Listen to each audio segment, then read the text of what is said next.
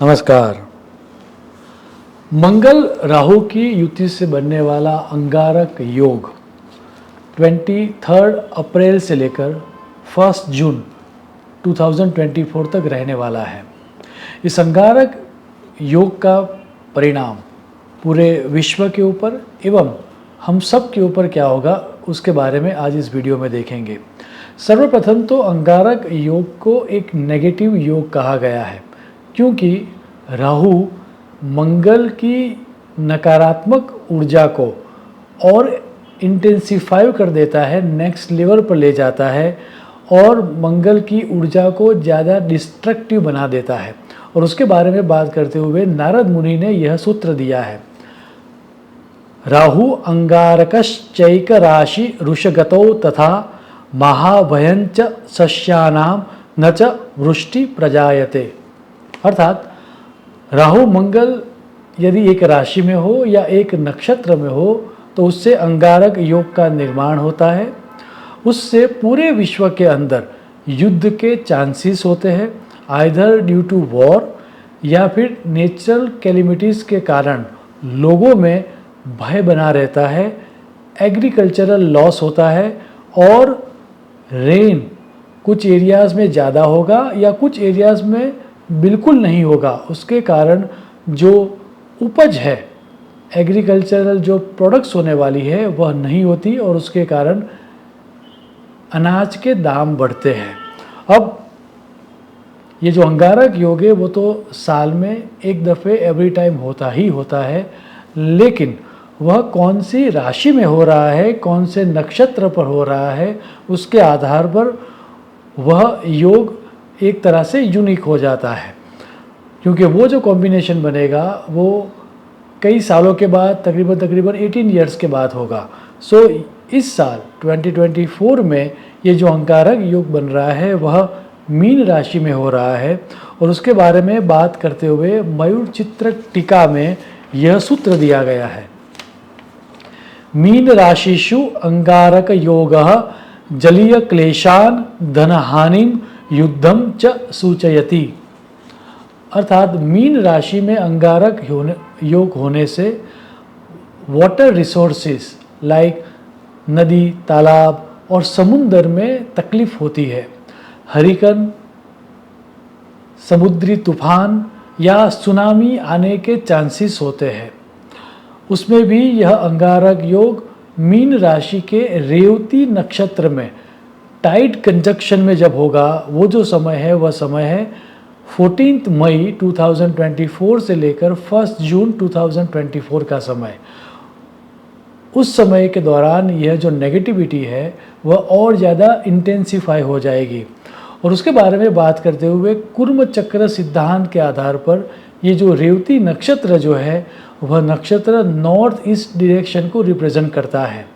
और उसके आधार पर कुर्म चक्र सिद्धांत के आधार पर आपके देश के नॉर्थ ईस्ट कॉर्नर में यदि समंदर है तो वहाँ से अर्थक्वेक, सुनामी या हरिकेन जैसे नेचुरल कैलेमिटीज़ आने के प्रबल योग हो जाते हैं।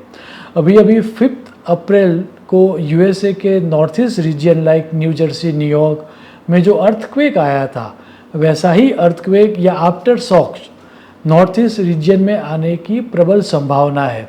यदि मैं भारत देश की बात करूं तो हिमालयन रीजन में एवं मणिपुर और अरुणाचल प्रदेश में either man made calamities like riots, protest या फिर वॉर या स्मॉल फाइट जैसी सिचुएशन के कारण या फिर नेचुरल कैलेमिटीज़ लाइक भूकंप या जलीय उत्पात आने के प्रबल योग है। अब अरुणाचल प्रदेश में भारत और चीन का जो सीमा विवाद चल रहा है उसमें चीज़ें और ज़्यादा इंटेंसिफाई होगी। लेह लद्दाख में जो विवाद अभी चल रहा है उसके भी काफ़ी नेगेटिव परिणाम गवर्नमेंट को भुगतने पड़ेंगे यदि उसको सेंसिटिवली हैंडल नहीं किया गया। पूरे विश्व में जहाँ जहाँ अभी युद्ध चल रहा है like Russia Ukraine war, Israel Palestine विवाद या गल्फ कंट्रीज़ में जो अभी विवाद चल रहे हैं, वो जो कॉन्फ्लिक्ट्स है वो ज़्यादा इंटेंसिफाई होंगे। यूएसए जिस तरह से अपने खुद के देश को एवं इजराइल को ईरान अटैक के लिए तैयार कर रहा है वो भी हमें देखना होगा। ईरान ने अभी अभी जो वार्निंग दी है कि no Israel embassy is safe, वो वाकई में आगे जाके सच होगा। ये जो कॉन्फ्लिक्ट है वो आगे जाके रिलीजन के आधार पर, अर्थात मुस्लिम वर्सेस क्रिश्चियनिटी के बीच भी यदि हो जाए इस इवेंट के कारण, तो इसमें आश्चर्य नहीं होगा। इसके अलावा एक अन्य सिद्धांत भी हमें समझना होगा, और वो ये है क्योंकि ये जो मीन राशि है वह जलीय राशि है। सो हुती के द्वारा जो अभी क्रिएट किया गया है रेड सी क्राइसिस, राता समंदर की जो क्राइसिस की गई है वह ज़्यादा इंटेंस हो जाएगी, और उसके कारण इंटरनेशनल बॉर्डर में काफ़ी चहल पहल होगी और कुछ बड़ा नेगेटिव होता हुआ दिखाई दे रहा है। एक बात और, मनी को संस्कृत में वित्त या द्रव्य कहा गया है। So cash flow negatively affect होगा। वर्ल्ड वाइड स्टॉक मार्केट में करेक्शन आता हुआ दिखाई दे रहा है। अब गोल्ड में जिस तरह से अभी ऑल टाइम हाई पोजीशन चल रही है, जो उछाल आया हुआ है गोल्ड में, इस अंगारयोग के कारण वह उछाल जारी रहेगा, और गोल्ड और सिल्वर और जो स्पेशियस मेटल्स है वो और ज़्यादा महंगी होगी, क्योंकि ये जो अंगारक योग है वह काल पुरुष की 12वीं राशि पर, दैट मीन्स मीन राशि पर हो रहा है, और जो 12वां स्थान है उसको व्यय स्थान कहा गया है। धन हानि होना तय है। इसके अलावा जहाँ जहाँ गवर्नमेंट के द्वारा विरोध पक्ष को दबाया जा रहा है या हैरेस किया जा रहा है, वैसे वैसे देशों में भारी पब्लिक प्रोटेस्ट होगा। याद रहे, 12th हाउस को जेल, कोर्ट केसेस, स्कैंडल्स और पॉलिटिकल अनरेस्ट के लिए भी देखा जाता है। सो ऑपोजिशन पार्टीज़ के द्वारा रूलिंग पार्टीज़ को कई मामलों में चैलेंज किया जाएगा, वैसा भी दिख रहा है।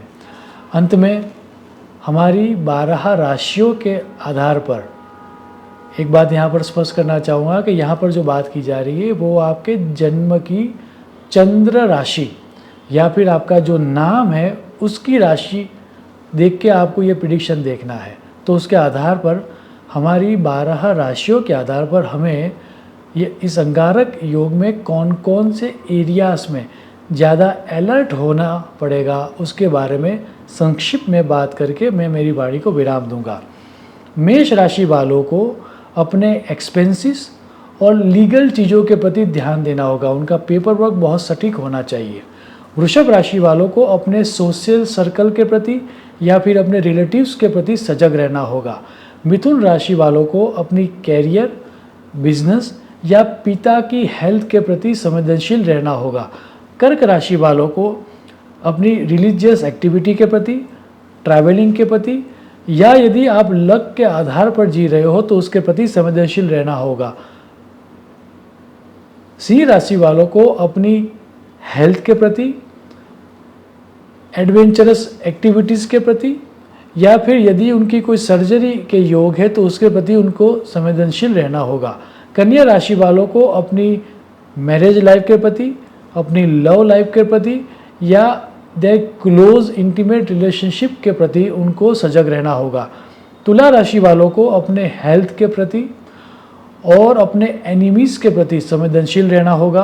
कर्क राशि वालों को अपनी लव लाइफ के प्रति, अपने एजुकेशन के प्रति संवेदनशील रहना होगा। धन राशि वालों को अपने व्हीकल्स, अपनी प्रॉपर्टी या अपनी माता के प्रति अलर्ट रहना होगा। मकर राशि वालों को एडवेंचरस एक्टिविटी नहीं करनी चाहिए, उनको अवॉइड करना चाहिए और उनके रिलेशनशिप विद देयर सिबलिंग्स के प्रति ध्यान रखना होगा। कुंभ राशि वालों को मनी मैटर्स में, फैमिली में या फिर उनके बोलने के प्रति अलर्ट रहना होगा। और मीन राशि वालों को अपनी सेल्फ इमेज के प्रति, अपने एफर्ट्स के प्रति या अपने विशेष और एस्पिरेशंस के प्रति सजग रहना होगा। अंत में याद रहे कि ये जो अंगारक योग है वह एक नेगेटिव योग है।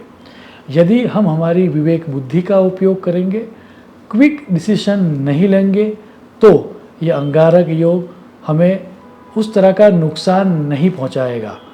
हम हमारी विवेक बुद्धि का उपयोग करके थोड़ा पॉज लेकर डिसीजन ले, ऐसी सद्बुद्धि ईश्वर को हमें प्रदान करे। ऐसी प्रार्थना करके मैं मेरी वाणी को विराम दूंगा। शुभम भवतु। प्रणाम।